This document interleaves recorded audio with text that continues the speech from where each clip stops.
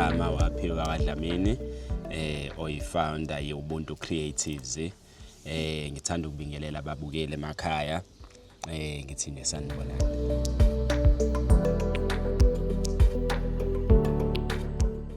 Okay, Ubuntu Creatives, it's a company eyenza i-beadwork, isenza ubuhlalo.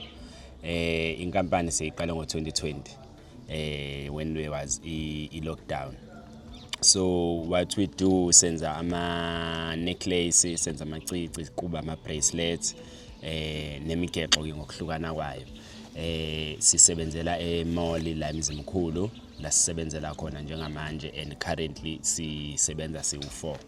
So it's imina uAphiwe, kube uThabo Dlamini, kube uLindani Mkhwane, and then kube uOlwethu Ndyebo. So iyona team yethu le sisebenza nayo. Abantu bayafika ba place ama order, and then sibenzele specialize kakhulu ke with izinto customizing. So mhlambe like njengoba ubona this piece engiyenzayo, if you want something kanje, then usho mhlambe uthi ufuna sikubhalela igama, and then we do that. Usho ama colors owathandayo, sikwenzele according to specifications sakho.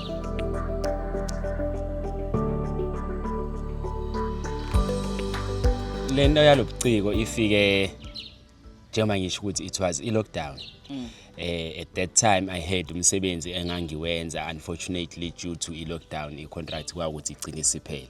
So I had to come up with izindlela zokuthi umuntu akwazi ukuthi aqhubeke ayiphilise, even though isimo se-lockdown sase sisibambile. But then ngase ngithi okay, let me find something engizothanda ukuthi ngiyenze during isikhathi sami, njengoba ubona ubuhlali ke budinga isikhathi yabo. So I found ama videos ku YouTube. That's how I started ukuthi ngibuka ama video on YouTube ukuthi kwenziwa kanjani ubuhlali. Then ngafunda ngilokho ngiyifundisa, ngithola imaterial.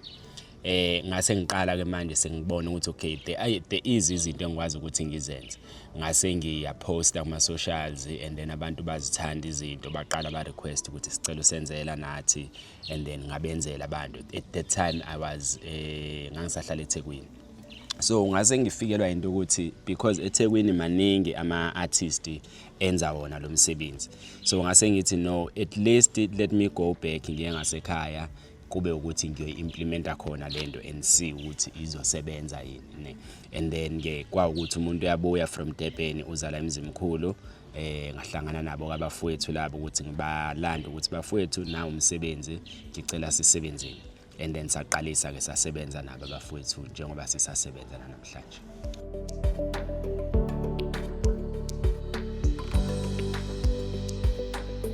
Okay, esayidi ithemi izolaunch kwa ukuthi nabo they need abantu since besebenza with ama SMMEs. So that time bebe nawo ama SMMEs, but noma ngingathi abengakafiki mhlambe to the number ebebeyidinga, okanye they still wanted more because vele iprogram engapheli. So bahlezi bewafuna ama SMMEs. Namanje if kukhona umuntu ofisayo ukuthi athole usizo khona ku incubator, ngingam encourage lo muntu ukuthi aye uzolithola usizo. So nami I'm one of abantu ababa nenhlanhla ukuthi when kuzolaunchwa i-incubator bangibize, because they were looking around for ama SMMEs that were already operating, and luckily nami ngase ngi-operator at that time. So bangibiza bangichazela with ama services wabo ukuthi la ekhaya basiza abantu abanama businesses, ama small businesses, babasiza kakhulu with i-business development. So masikhuluma with the development, i-business development, we talking about ukuthi bakusize ukuthi uthathe ibusiness lakho lelo lenzayo noma ngabe lincane kangakanani, but ulrun as a professional business.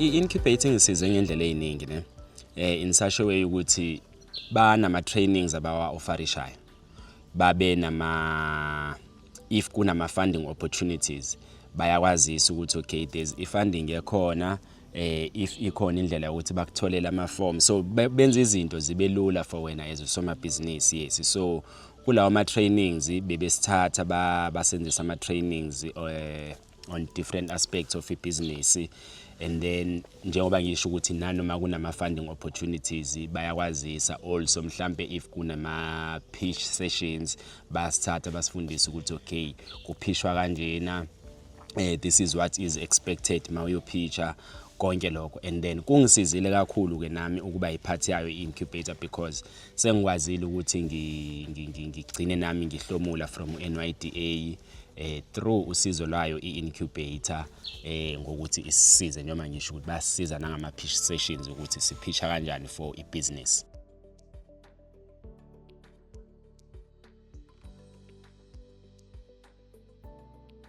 Okay, miningi imikhiqizo esiyenzayo as Ubuntu Creatives ngalendlela ukuthi eminye kuba yibona abantu abasuggestayo umuntu afike mhlambe uzofika umuntu a request into esingakaze sayenza yabo my request umuntu leyo nto because usuke eyidinga eyifuna ngalendlela asuke eyifuna ngayo, so thina okwethu ukuthi siqinisekise ukuthi siyamenzela ngalendlela ayifunayo.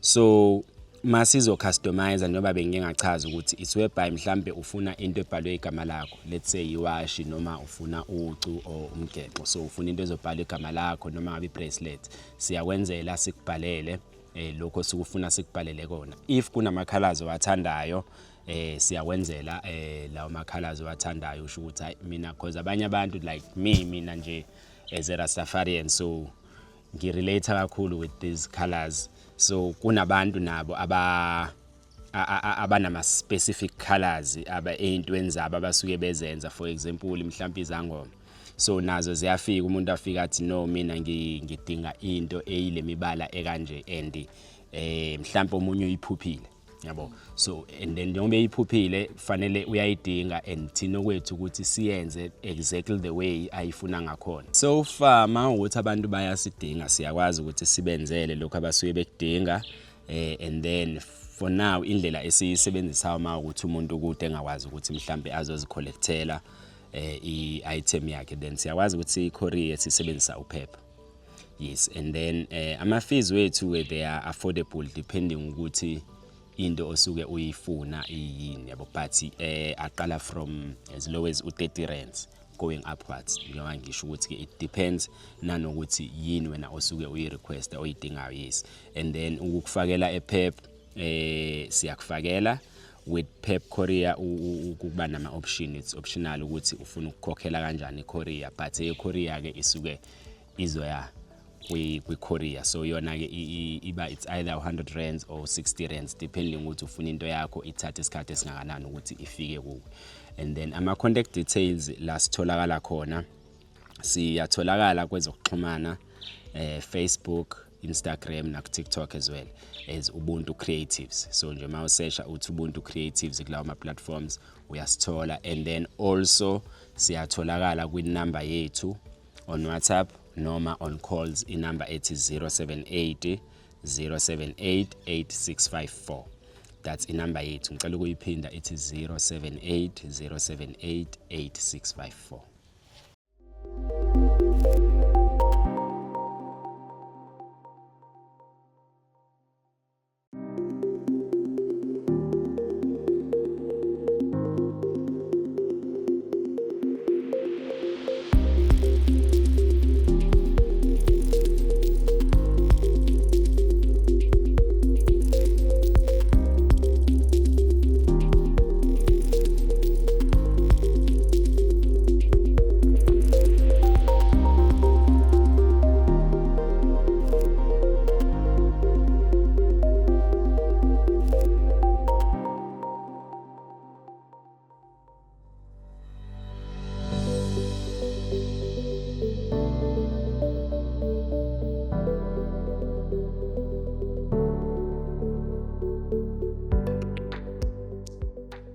Sanibonani, igama lami nguZandile Ngwakamzolo. Welcome to Umnisi Agri Olive Hills. Silapha efarm eMzimkhulu eBalito. Follow me as I'm going to show you everything that we are doing apha eMnisi.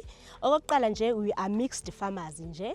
We have flowers and shrub that is horticulture based, and then we also have a vegetable production here too on site nakhona. As we are about to show you, let us go in.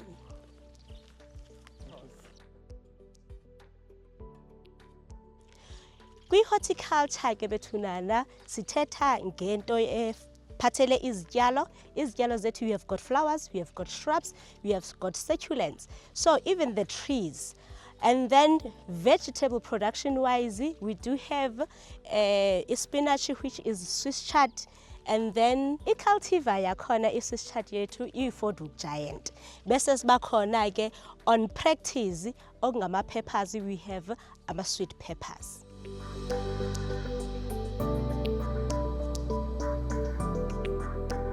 Sesikhona ke bethunana apha ngaphakathi kwethaneli yethu. Kwithaneli yethu i-production yethu esiyenzayo khona ngoku yi-Swiss chard. I-Swiss chard yethu okuyi-Fordwood giant.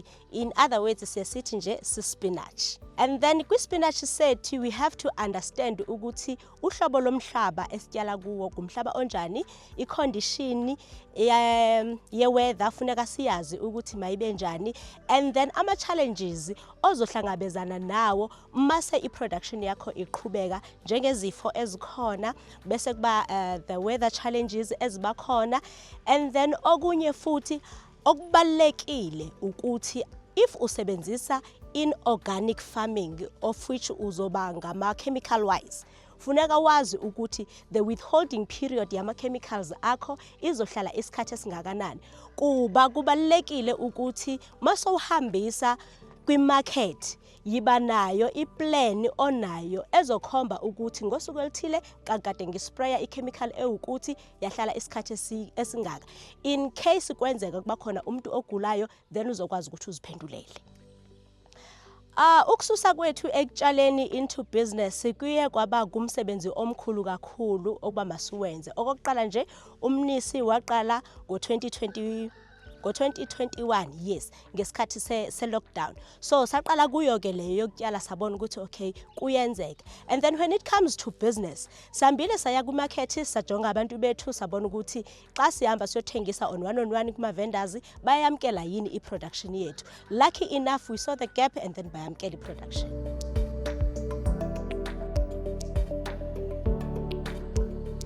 Ukukhulisa kolwazi lwethu njengoba senisibona sisesayidi, I can say isayidi ibe yi-breakthrough yam. Okokuqala, I'm a self-taught farmer and ingazi into like ephathekayo, but with the passion of farming ndikwazile ukuthi manifame. And then sasesiya kumphathi Mrs. Chapin, ngase ngiyacela Mrs. Chapin, would you please sponsor me ukuthi ngenze basic vegetable production, ngizoba i-professional farmer. And then she said, okay, I can do that, just collect ama-fees akhona. Then I did so. Ngifika e-incubator, it was 2023, and then i-response yakhe ekuceleni kwami undenzele kunyaka ophelile ngoMay. I go to Buhle Farmers Academy, and then I did my firstly seedling production, and then secondly a basic vegetable production.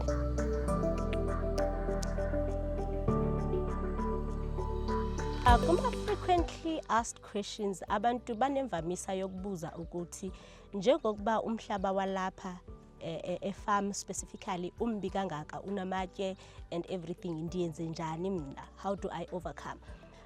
Okokuqala akululanga ukuthi yazi umhlaba wakho. Into efanele uyenze nebalekile ukuthatha ama-soil samples, wenze i-soil analysis. Bese ama-results azobuya ekukhombisa ukuthi i-recommendation yento ofuna ukuthi uyityale apho iyintoni. And then kuma-fertilizers uzofaka ntoni ukuze ikwazi ukukhula kakuhle, bese uyayinakekela. Okwesibili, abantu abaye babuze ukuthi hlobo luni lwe-farming oyenzayo.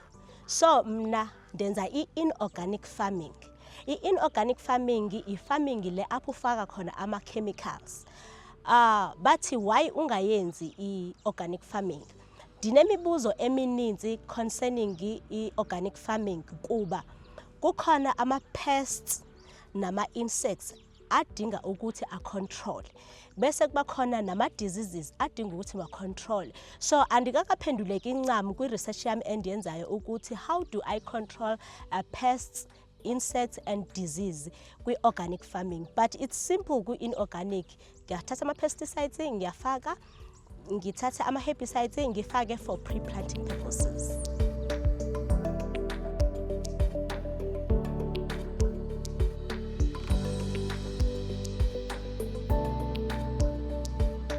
mawujonga ke apha phakathi kwethu la ngama benefits okuba seside incubator. So njenge business owner encinci bukani ke to iside incubator. Thank you so much. Thank you so much guys. With your effort nayo yonke into enindenzele yona from the bottom of my heart as uZandile, I would like to thank you because okokuqala after I have done this ndikwazile ukuskora imarket. Now I'm supplying Omega Spa eHarding because of you guys. You have believed in me. Naseninikombisa ukuthi I am capable of doing anything and anyhow.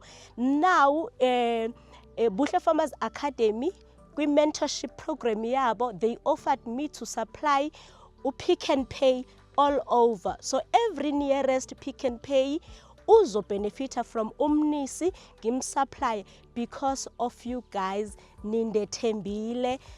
Thank you.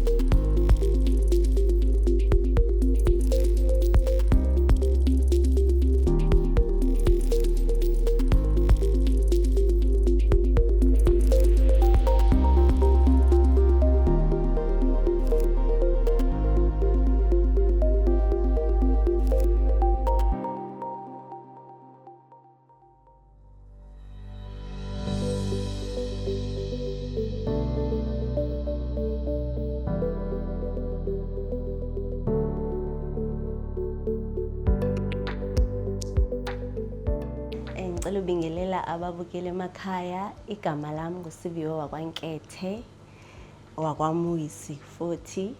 I'm a founder of Luciano's Lunch Line. Necala le bakery.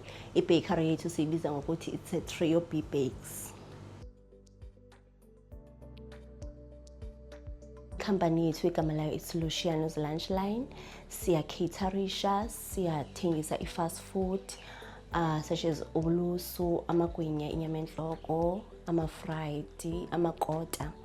Then i-company yethu ke ngoku seyine bakery phakathi. Bakery yethu it's Trio B Bakes.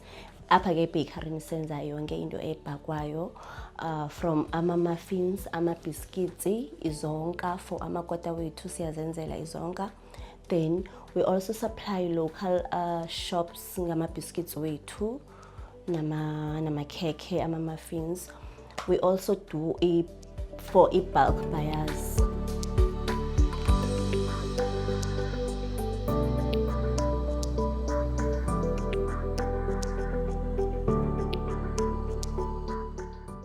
Abantu bayathenga la ekhaya. Also sine tuck shop esesikolweni. Abantu bavumelekile ukuthi bangene phayana bathenga ukutya kwethu. Also abantu siyabayela if umuntu mhlambe une small event nyana uyasicela ukuthi siyo caterisha khona, siba available, siyabayela.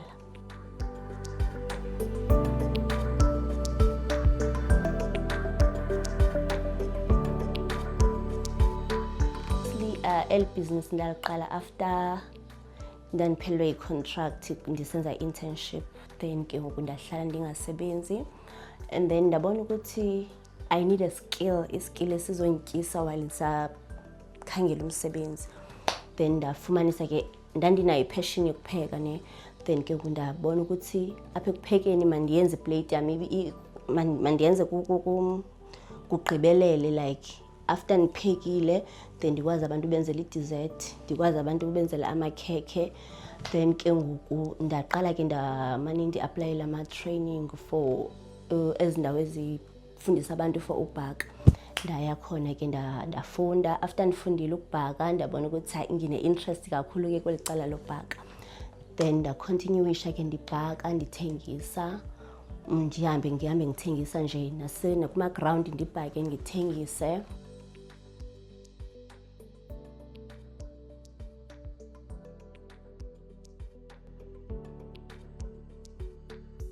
Okay, i-Site Incubator kulapho khona sithola ama-services for free. For example, sine-access to unlimited internet. Mawufuna mhlawumbe ukwenza izinto zakho ze-admin zebhizinisi, ufuna ukubheka ama-funding, ufuna ukuprinta izinto zakho zo-advertise, umzekelo lokho nje konke okula ngiprinte khona e-site for free. Also bayakuncedisa, umzekelo makuzawuba nephini nama-pitch, ama-competition wama-pitch, siyaya kubo siyobatshela, then bona bakwazi uba basincedise ukuthi how to pitch. Also bayasi-provide ngama-trainings. Let's say njengoba mina ndibhaka, then I'll need ukuthi ngifumane i-funding for izinto zokubhaka. Siyaya kubo basincede, basifundisa how to manage business yakho, how to manage your finances for free. And namhlanje I am confident makuthiwa nayi-pitch ikhona somewhere kuya-compete-wa, I am there. Also ndiyakwazi ukuthi umzekelo ngathola ne-funding from NYDA because ndaya khona then safundiswa about how to pitch for i-funding. Okay, for now sisenza ama-biscuits, sisenza ama-birthday cakes, sisenza ama-muffins, ama-scones. Apho siyakhona siya kuma-wedding cakes. I think i-challenges engake ndaba nazo since ngaqala from 2021, i-challenges enganginazo ukuthi ngangingenayo i-equipment eyi-quality to do i-business yami. So kwakufumanisa ukuthi mhlambe nginama-order, manje ngine-oven eyi-1 engayithenga e-Shoprite. Now anikwazi ukuthi abantu ngiqede ngesikhathi ama-orders wabo, so ngangidelaya abantu, they end up bengazi kumbe beya kwabanye abantu abasheshayo.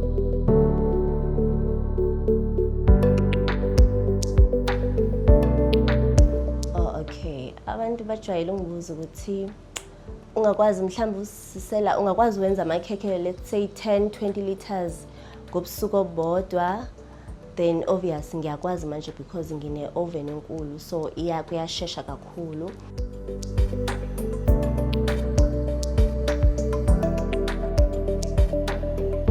Okunye futhi abantu abajwayele ukuthengisa mhlawumbe ukuthi ngingakwazi yini ukuba supplier, like mhlawumbe each and every Mondays amakhekhe wami, ama-biscuits especially because abantu bawathanda kakhulu. Nokuthi mhlawumbe ndingakwazi yini umuntu mhlawumbe umdelivela ongakwazi ukuza la ekhaya, let's say ngoba sihlala emakhaya mhlawumbe kwaMeyi osemfundweni, then yes ngiyakwazi umuntu umdelivela but at a cost.